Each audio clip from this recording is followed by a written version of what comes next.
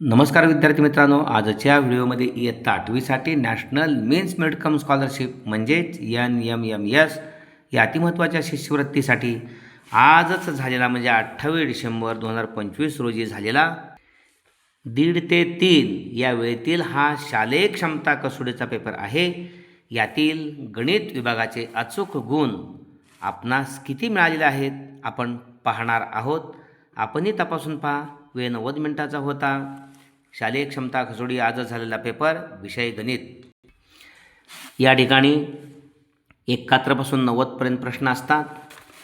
माझ्या मित्राचे वय माझ्या वयाच्या निम्म्यापेक्षा 5 वर्षे जास्त आहे. माझे वय X वर्ष आहे, तर मित्राचे वय किती? या ठिकाणी माझ्या वयापेक्षा माझे जे काही वय असेल म्हणजे माझे वय X वर्ष आहे, त्याचं निम्म कोणत्याही संख्येला 2 भागले की त्याचं निम्म होते म्हणजे X/2 आणि 5 वर्षांनी जास्त म्हणजे माझं वय X वर्ष असेल तर मित्राचे वय Xची निमपट X/2 आणि 5 वर्षे जास्त आहे म्हणजे X/2 + 5. ओके. त्यानंतर 40m² भागिले 30m³ म्हणजे किती? 40m² म्हणजे 40 × m × m आणि 30m³ म्हणजे छेद आहे भागिले 30 × m × m 3 वेळा. 0 0 गेले, ह्या यमला गेले, वर 4 राहिले आणि खाली 3 × m म्हणजे 3/m. 4/3/m म्हणजे अचूक पर्याय या ठिकाणी नंबर 3 आहे. त्यानंतर 0.125चं घनमूळ. 0.125चं घनमूळ या ठिकाणी 0.5.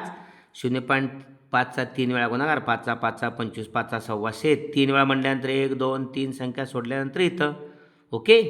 0.125चं घनमूळ आहे हे 0.5. अचूक पर्याय नंबर 3. या ठिकाणी पुढचा प्रश्न आहे. 5,000 रुपये रकमेची 3 वर्षाची चक्रवाढ व्याजाने 6,655 रुपये रास होते, तर व्याजाचा दर किती? आपणास सूत्र माहिती आहे राशीचं. A बरोबर P अधिक 1 अधिक R/100 कंसाचा तिसरा. त्यामुळे किमती आपण घातल्या. 6,655 रास आहे. मुद्दल 5,000 रुपये आहे. कंसात 1 अधिक R/100 कंसाचा तिसरा. 3 मुदत आहे, तर कंसाचं N आहे, परंतु N म्हणजेच मुदत 3 वर्ष आहे. ओके. N मुदतीसाठी, R दरासाठी, R काढायचं आहे, P मुद्दल दिलेला आहे, A रास. हे 5,000 रुपये जे मुद्दल आहे ते 6,655ला भागिले होणार आहे. उजव्या बाजूला राहिलं 1 अधिक R/100 कंसाचा तिसरा घात. आपण भागाकार केला, छेदस्थानी 5 भागलं, 5 × 5 म्हणजे 1,000 आणि वरती भागलं 5 × 5 उरला 1. इथं 16 झाले, 5 × 15 उरला 1, 15 झाले, 5 × 15 आणि 5 × 5. 1 अधिक R/100 कंसाचा तिसरा. दोन्ही बाजूचं घनमूळ घेतलं तर 3 जाणार. उजवी बाजू 1 अधिक R/100. इकडे 1331 वर्गमूळ 11 आणि 1,000चं घनमूळ 1331चं घनमूळ 11 म्हणजे 11चं घन 1331 आहे आणि 1,000चं घनमूळ 10. त्यामुळे 11/10 हा 1 मागं आला, वजा 1 बरोबर R/100. तिरकस गुणाकार छेद सारखा नाही म्हणून 11 × 11 वजा 10 × 10 भागिले 10 × 10. ओके. बरोबर R/100. दोन्ही बाजूचं 1 1 0 गेले. 11तनं 10 गेला, उरला 1 आणि हा भागिले 10 या 1ला गुणिले आला, पलीकडे 1 तार राहिला म्हणजे 10 × 1 = 10. R बरोबर 10. अचूक पर्याय नंबर 2 10%. शेजारील आकृतीत रेषा M आणि रेषा N समांतर आहेत. त्यांची P ही छेदिक आहे. Xची किंमत काढा. X आणि 3x आंतरकोन आहेत. यांची आंतरकोन पूरक असतात. 3x आणि 1x 4x. या दोघांची बेरीज 180. x बरोबर 4 पलीकडे जाऊन 180ला भागिले होणार. 4 × 1 = 16 उरले 2, 20 झाले, 4 × 5 = 20. xची किंमत 45. अचूक पर्याय नंबर 3. पुढील त्रिकोण कोणत्या एकास-एक संगतीनुसार एकरूप आहेत? या ठिकाणी ही बाजू PR आहे. PRला इथं UT आहे, सिंगल आहे. आपण PR आणि मग Q घेऊया पलीकडं UT घेतल्यानंतर यस राहिला. पाहूया या ठिकाणी PRला UT बरोबर आहे. आता दुसरं पाहूया RQ आणि TS. RQ आणि TS टेबल खून आली बरोबर आहे. आणि पहिलं तिसरं आता PQ आणि US म्हणजे ही एकाशी एक संगती PRQ. मग याचा अर्थ ही जोडी पाहूया PQ आणि US डबल बरोबर आहे. QR ST त्यानंतर PR पहिलं तिसरं PR UT अचूक पर्याय नंबर 3. म्हणजे इथं आपण याच्यासारखा बदल केला PQR मग UST आहेच इथं. ओके, अशा पद्धतीनं अचूक पर्याय नंबर 3. या ठिकाणी x - 20 आणि x + 30 हे एकमेकांचे कोटीकोण आहेत. तर xची किंमत काढा. कोटीकोण म्हणजे दोघांची बेरीज 90. x - 20 आणि x + 30 त्यामुळे बेरीज 2x + 10 आली. यांची बेरीज 90 दाखवायची. ओके, या दोघांची बेरीज 90 कोटीकोण म्हटल्यानंतर +90 पलीकडे गेला. 90 मधनं 10 गेले 80 उरले. x बरोबर हे 2 पलीकडे जाऊन 80ला भागिले 40 होणार. बेचोक 8ने B00 त्यामुळे xची किंमत 40 अचूक पर्याय नंबर 1. पुढचा प्रश्न आहे या ठिकाणी 12/6 + 2 × 2 - 2 भागाकार आणि गुणाकार प्रथम आणि बेरीज वजाबाकी अगदी शेवटी करायची. बोडमातचा नियम वापरायचा. 72ला 6 भागलं 12 आलं. 12 × 72 अधिक 2 × 4 गुणाकार आणि मग -2 12 आणि 4 16 16मधून 2 गेले 14 अचूक पर्याय नंबर 4. या ठिकाणी पुढचा प्रश्न आहे. एका इष्टिकाचित्ती आकाराच्या गोदामाची लांबी 3 मीटर, रुंदी 2 मीटर आणि उंची 2 मीटर आहे. लांबी 3, रुंदी 2 मीटर आणि उंची 2 मीटर आहे. या गोदामात 20 सेमी बाजू असलेली घनाकृती खोकी जास्तीत जास्त किती मावतील? या इष्टिकाचित्तीचं घनफळ काढल्या पाहिजे आणि या गोदामात 20 सेमी बाजू असलेली घनाकृती त्या घनाकृतीचं घनफळ काढायचं आणि मग गोदामाच्या घनफळाला या ठिकाणी घनाकृतीच्या घनफळानं भागायचं म्हणजे आपल्याला उत्तर मिळणार. पण मीटरचे सेंटीमीटर केलं पाहिजे. 3 मीटर म्हणजे 300 सेंटीमीटर. 300 × 2 मीटर म्हणजे 200 आणि इथं पण 2 मीटर पुन्हा 200 आणि याला भागिले घनाचे घनफळ बाजू घन म्हणजे 20चा घन. मग 20 3 वेळा मांडूया. घन करायचं नाही, गुणाकार करायचं नाही. 1 2 3 शून्य गेल्या. 1 2 आणि 3 शून्य गेल्या. बेके बे गेले 2. बेके बेवेन 20. ओके, त्यानंतर बेके बे 5 10 राहिलं काय 300 × 5 एवढंच राहिले. यामध्ये बघा 300 × 200 × 200 भागिले घनाचं घनफळ बाजूचा घन म्हणून 20 × 20 × 20 × 20. आपण या इष्टिकाचित्ती आकाराच्या गोदामाच्या घनफळाला घनाकृतीच्या घनफळानं भागले म्हणून गुणाकार 3 वेळा तसा ठेवला. मीटरचे सेंटीमीटर केले. 3 शून्य गेल्यात त्यामुळे या 2ला हे 2 घालवलं. इथं 20 आहे. या 2नं 20ला भागलं 10 आलं. इथं 5. ओके, इथं 10 आलं. ह्या 2नं 5ला भागलं 5 10. ओके, पुनश्च बघा 300 × 200 × 200 भागिले घनाचं घनफळ 20 × 20 × 20. 1 2 3 शून्य गेल्या. 1 2 3 शून्य गेल्या. खाली फक्त 2 2 2 3 वेळा आले म्हणजे या ठिकाणी ह्या 2ला हे 2 गेले. या 2नं 20ला भागलं 10. या 2नं 5ला भागलं. या 2नं 10ला भागलं 5. 300 × 5 1500. म्हणजे या ठिकाणी किती जास्तीत जास्त मावतील घनाकृती खोकी 1500. अचूक पर्याय नंबर 3. खालीलपैकी कोणत्या स्तंभालेखामध्ये स्तंभाची उंची 100 एकक असते? शतमान स्तंभालेख. शतमान स्तंभालेखामध्ये सर्व उंची 100 एकक असते आणि त्यानंतर त्याचं विभाजन केलं जातं. अचूक पर्याय नंबर 3. लघुकोन त्रिकोणामध्ये लंब संपात बिंदू हे त्रिकोणाच्या अंतर्भागात असतात. हे पहा, हा लघुकोन त्रिकोण आहे. याचे तिन्ही कोन 90पेक्षा लहान आहेत. लंब संपात म्हणजे बाजूंची दुभाजक. ABC, BCचा हा लंबदुभाजक आहे. ACचा हा लंबदुभाजक आहे. ABचा हा आहे. इथं लंब संपात बिंदू आहे, त्रिकोणाच्या अंतर्भागात आहे.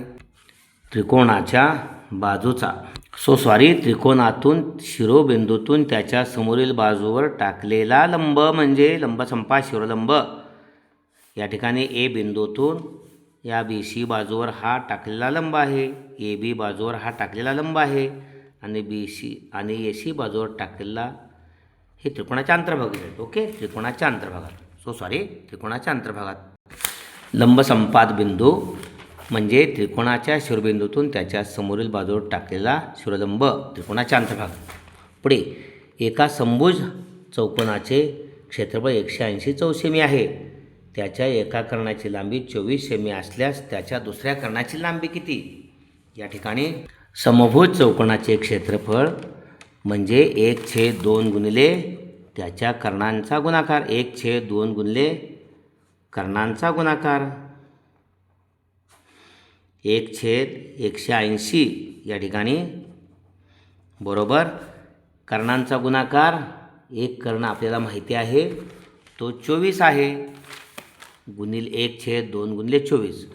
आता दुसरा कर्ण काढण्यासाठी समभुज चौकोनाचे कर्ण परस्परांचे लंबदुभाजक असतात. म्हणजे तो काटकोन झाला. लंबदुभाजक असतात म्हणजे दुभागतात. या ठिकाणी एक कर्ण 24 आहे, हा झाला 12, हा झाला 12. आता समभुज चौकोनाचे गुणले दुसरा कर्ण. ओके, त्यामुळं 2 या 24ला भागले की 12 आलं. 180ला भागिले 12 केलं की दुसरा कर्ण मिळतो.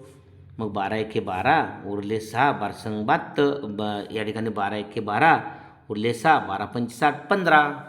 दुसऱ्या कर्णाची लांबी 15 सेंटीमीटर. पुन्हा एकदा बघा, समभुज चौकोनाचे क्षेत्रफळ 180 1/2 गुणिले एक कर्ण गुणिले दुसरा कर्ण.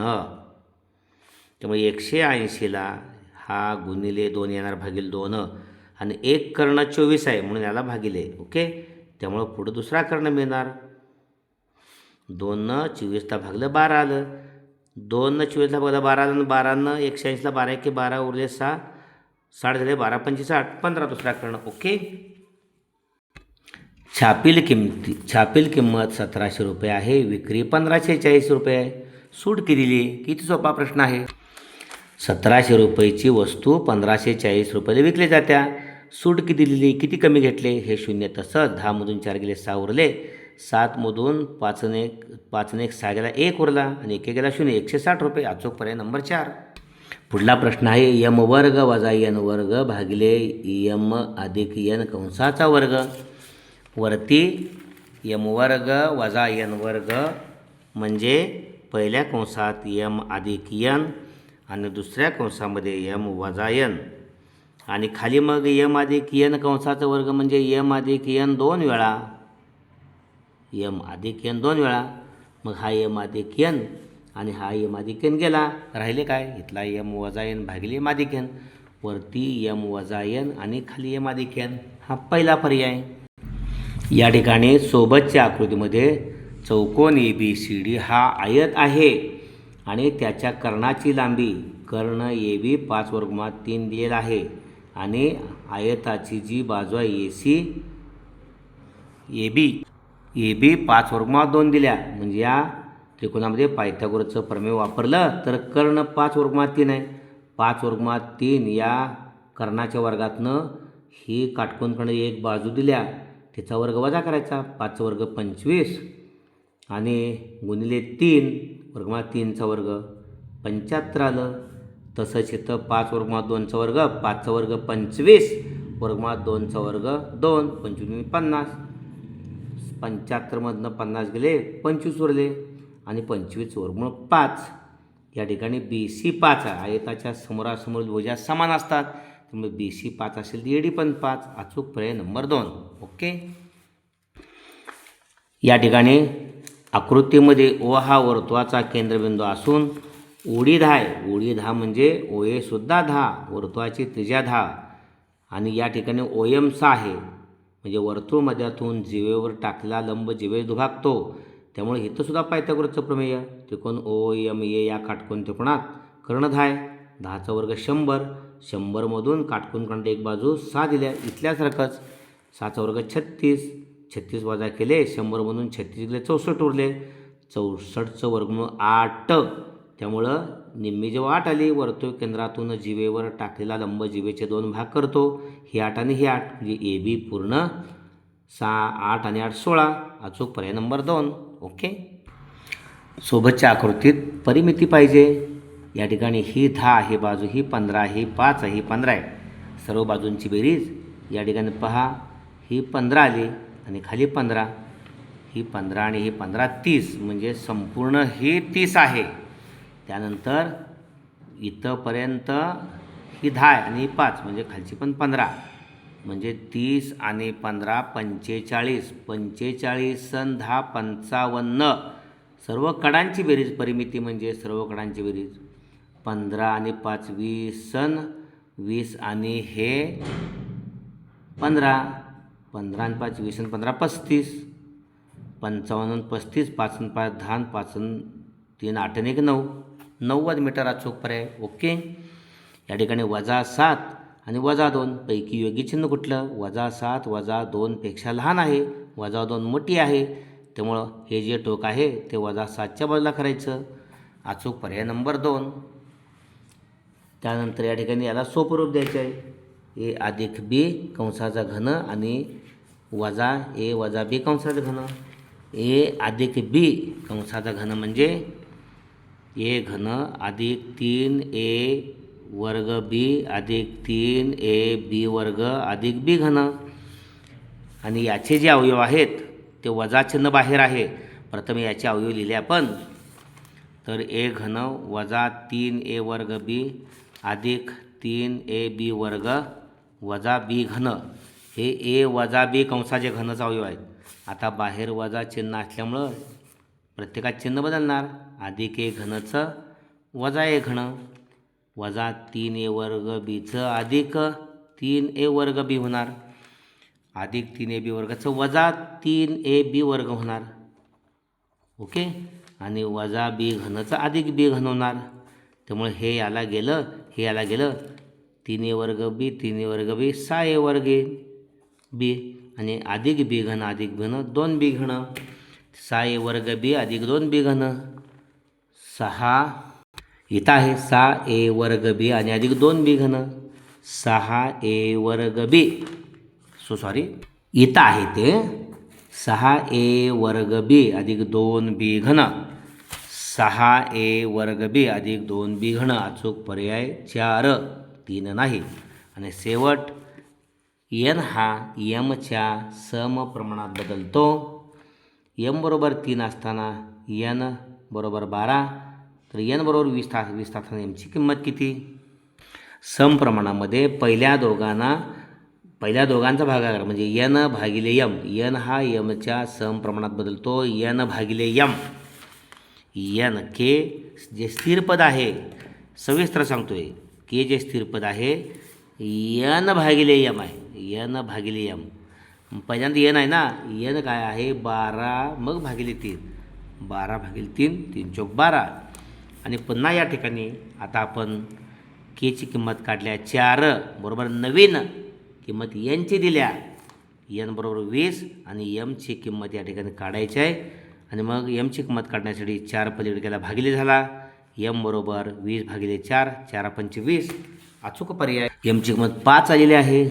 अचूक पर्याय नंबर 2. ओके. अशा पद्धतीने आजच्या या प्रश्नपत्रिकेमध्ये अचूक उत्तर काय असायला पाहिजेत आपण पाहिलेले आहेत. आपण तपासून पहा. भविष्यामध्ये ही उदाहरणे MPSCच्या भरतीसाठी, सरळ सेवा भरतीसाठी अत्यंत महत्त्वाची आहेत. संग्रह ठेवा. धन्यवाद.